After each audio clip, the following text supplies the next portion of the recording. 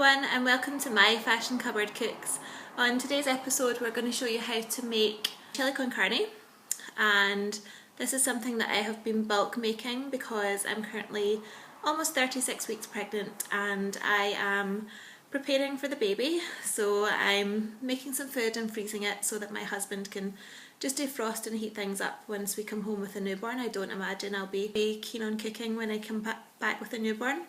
So these are things that my husband can make easily. So chili con carne, and please look out for future recipes on meat lasagna, steak pie and so on. Hope you enjoy. Abby wanted to say hello. She had to get in the middle. Say hello, Abby. Say hello to YouTube. Good girl.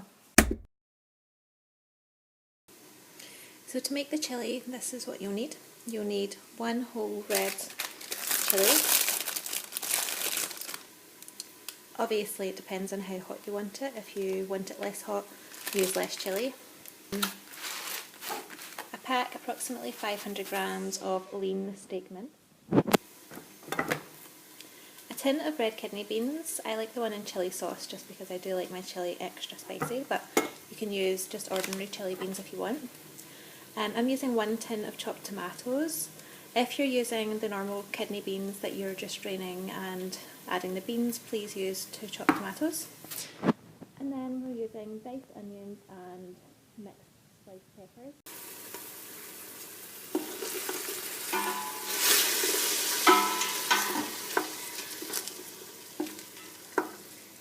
So to start with the chili, I've got about a tablespoon and a half of extra virgin olive oil heated up in the pan. I've added to that some diced onions and some diced mixed peppers, both of which I have used frozen for just because it's easier and I'm lazy.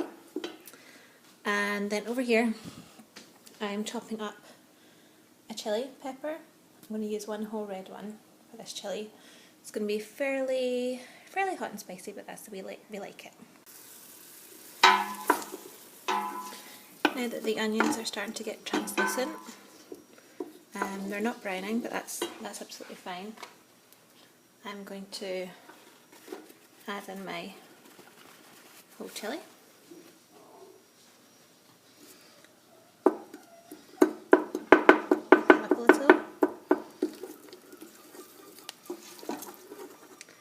And then I'm keeping it on medium heat.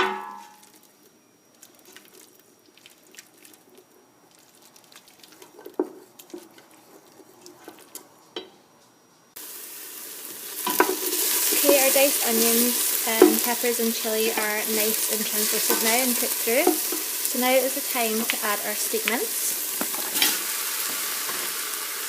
Removing the paper. And what we want to do is just start to chop this up into small pieces.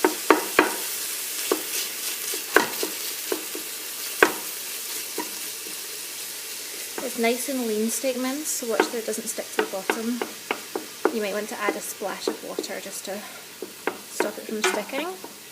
But we will be adding the chopped tomatoes in just a moment, so it won't be staying dry for long. So my steak mince has been cooking away now for about 5 minutes, and it's turned nice and brown, so it's cooked throughout. I did add a splash of water just to stop it from sticking to the pan because this is really lean beef. And I also seasoned with salt and pepper. And now I'm going to add the kidney beans and their chili sauce and the chopped tomatoes.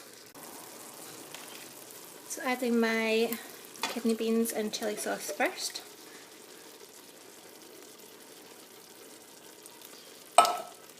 And my tin of chopped tomatoes.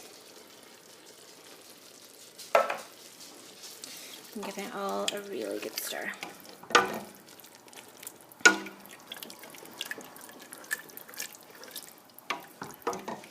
I don't like to lose any flavour, so I'm going to put a little hint of water in the bottom of each can and pour that water in.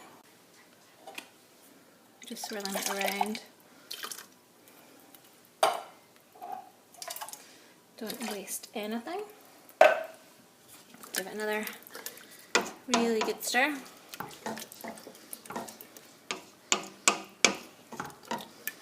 and it's starting to look a little more like chili con carne now.